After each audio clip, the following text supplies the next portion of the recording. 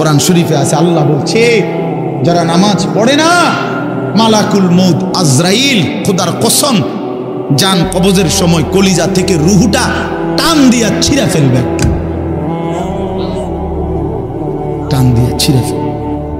কাল্লা ইযা বালাগাতিত তারাকি, কণ্ঠনালীর কাছে চলে আসবে, তখন রুহুটা কণ্ঠনালীর থেকে আর বের হতে চাইবে না, গলায় যেমন আটকাইয়া যায়, আটকাইয়া যাবে রুহু বেঈমানের নাফরমানের।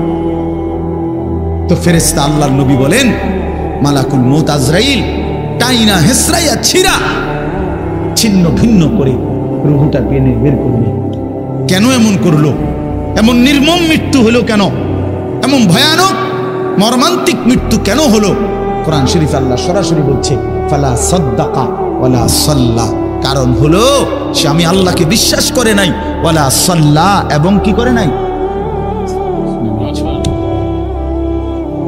এবং কি করে নাই, সরাসরি আল্লাহ বলছে তোর কলজা ছিড়ালাম,